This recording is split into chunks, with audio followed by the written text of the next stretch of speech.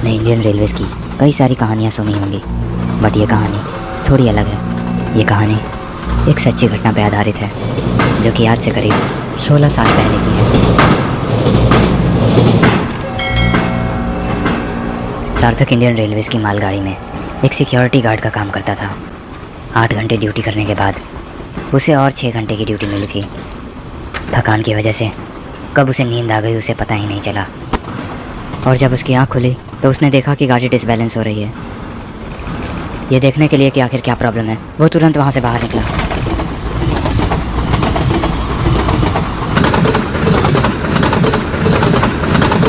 Hello hello sir, गाड़ी को रोक दिया जाए, यहाँ प्रॉब्लम हो गई है। क्या क्या मेरी आवाज़ सुन पा रहे हैं? प्लीज़ सर, ट्रेन को तत्काल से रोक दिया जाए। Hello hello hello.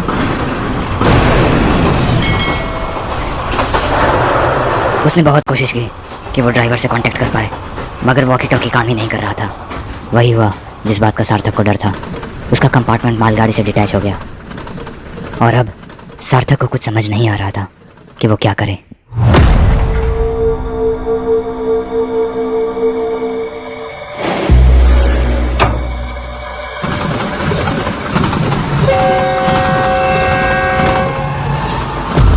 मालगाड़ी बहुत तेजी में आगे बढ़ते हुए जा रही थी, और सार्थक की बोगी धुलते हुए पीछे पीछे आ रही थी।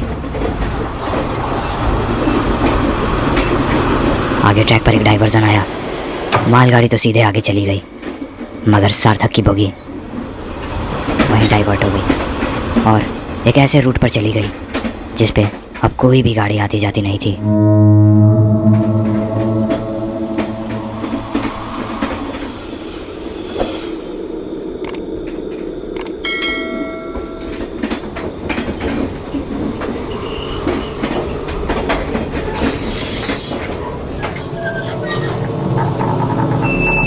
ये जगह रात के वक्त में बेहद डरावनी और सुनसान लग रही थी। अब क्या करूं मैं? पुलिस को फ़ोन करता हूं।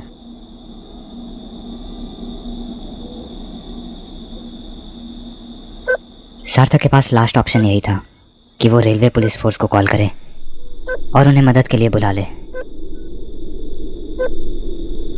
मगर उस एरिया में नेटवर्क था ही नहीं।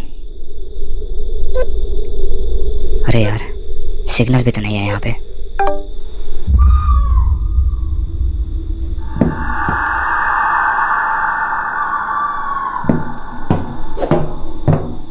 ये चेक करने के लिए कि आसपास में नेटवर्क आ रहे थे, सार्थक गाड़ी से नीचे उतर गया। साला किस्मत ही खराब है मेरा। सार्थक इस जगह पे अब बुरी तरह से फंस चुका था। अगर उसका फ़ोन रेलवे पुलिस से कनेक्ट नहीं होता तो उसे यहीं रहना पड़ता। इस पूरे एरिया में एक भी नेटवर्क टावर नहीं था, इसलिए सार्थक अब किसी से भी मदद नहीं मांग सकता था। असल में वो यहाँ ट्रैप हो चुका था।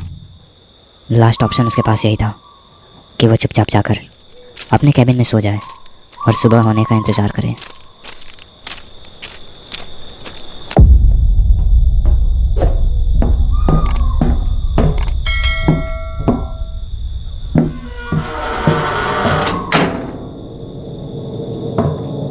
सार्थक निराश होकर वापस कैबिन में आ जाता है और चुपचाप जाकर सो जाता है।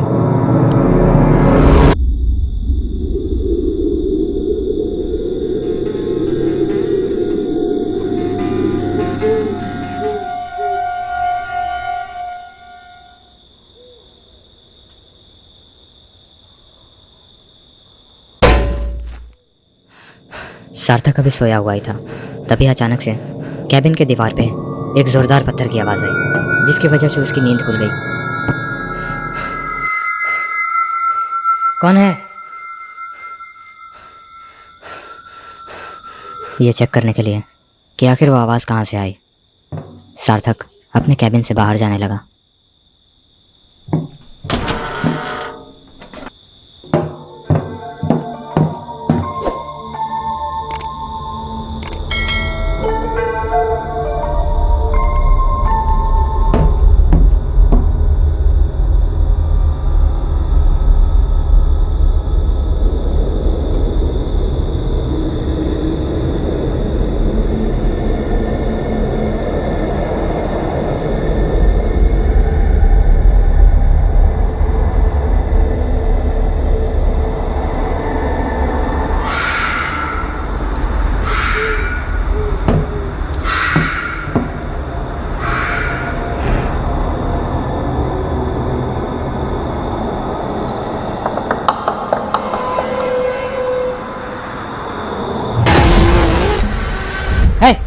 कौन हो तुम?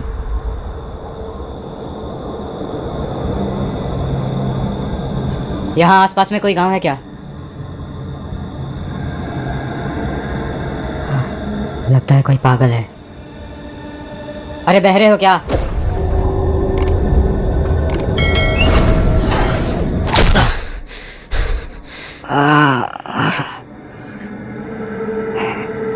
पागल हो गया है क्या?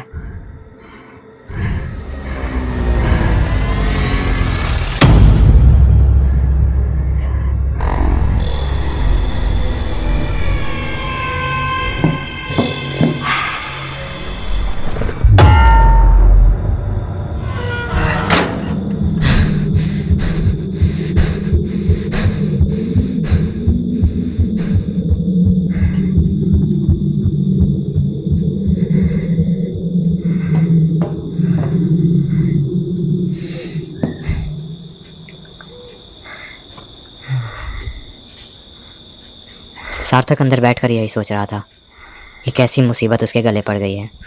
वो फिर से कॉल लगाने की कोशिश करता है पर अभी भी नेटवर्क नहीं था। प्लीज़ कॉल लग जा।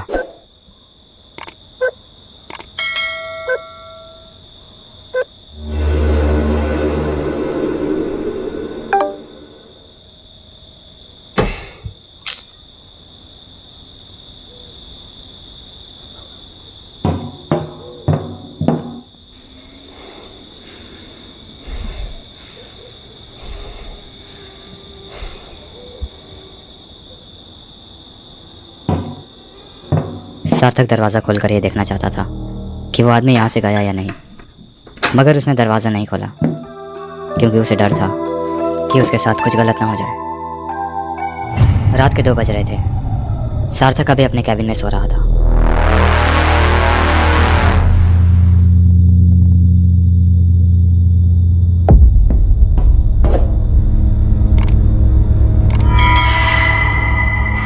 सार्थक को लगा कि वो इंसान अब जा चुका है, इसलिए वो आराम से सोया हुआ था, पर वो वापस आ गया।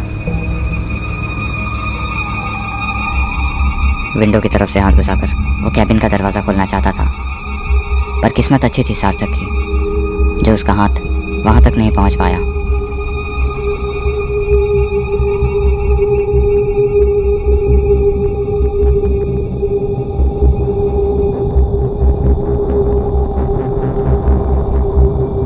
वो फिर से वापस आया, पर इस बार उसके हाथ में पत्थर था। उसने वो पत्थर सीधा सार्थक की ओर चला दिया।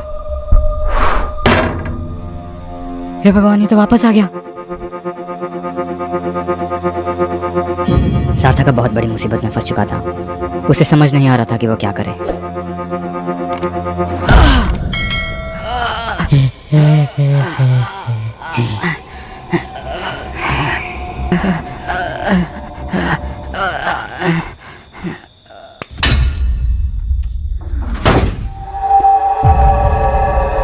अपनी जान बचाने के लिए सार्थक ने उसे अपनी तरफ इतने जोर से खींचा कि उसका सर विंडो पर लगकर फट गया और वो वहीं बेहोश होकर गिर गया।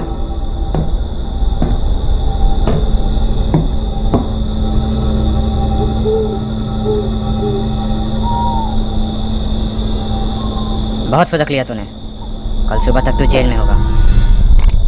सार्थक उसे रस्सियों से बांध देता है ताकि कल सुबह वो उसे पुलिस को सौंप सके।